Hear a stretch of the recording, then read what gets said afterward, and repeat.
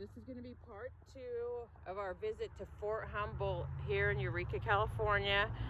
If you haven't seen part 1, that was just an introduction to a little bit about the history here and the lumber, the strike, the workers' strike. So I came upon this because this is what Fort Humboldt has always been known to me and other Native Americans. We've always known this place to be a prison camp all around us. A prison camp by the United States Army. I don't know, all the details. I can't give you like a textbook history of what happened here, but it's not a good place. I mean, they rounded up Native Americans. There's at least a dozen different tribes in this area. They rounded them up. I know some they sent away, some or most they killed. This wasn't too long ago. Let's see what this thing has to say. See, my grandma was born in 1889, 30 years before this happened.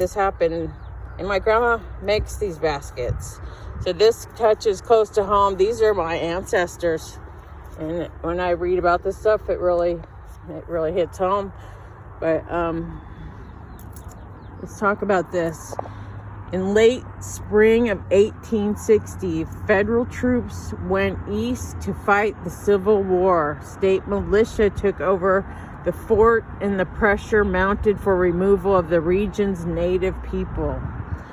From many tribes sought refuge at Fort Humboldt, were offered protection.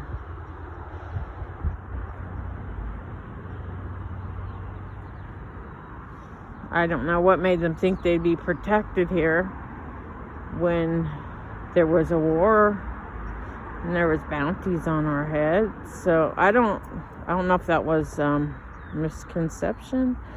I'd like to know more about that.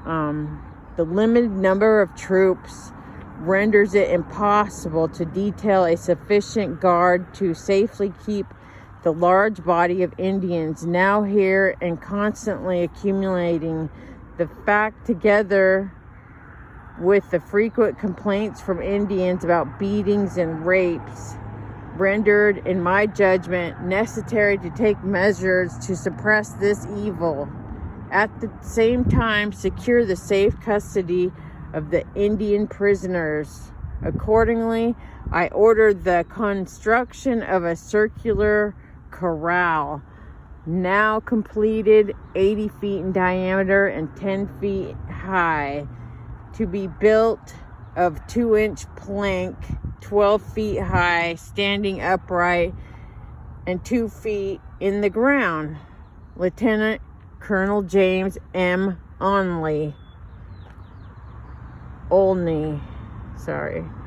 California Volunteers, June 8th, 1862.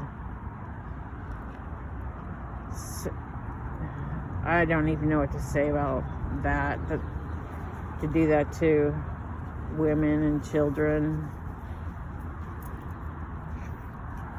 really angers me. Built somewhere near the fort, the corral confined several hundred people in conditions comparable to a slave ship. The 200 to 300 people died.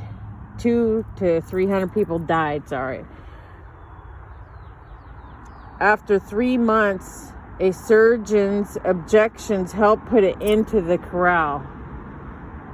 People were moved to a temporary reservation on the north spit of Humboldt Bay, where a subjugation continued.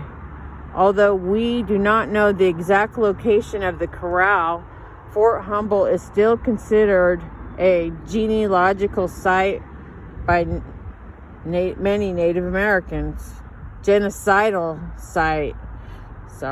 Fort Humboldt is still considered a genocidal site by many Native Americans.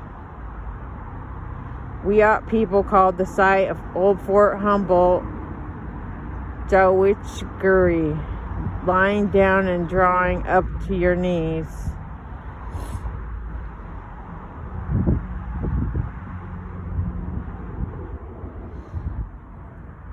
My prayers, my heart goes out to these people, the people that suffer, these poor babies, the elders. So much promise in their lives just to be wiped out like that. I'm going to have a moment of silence here for them.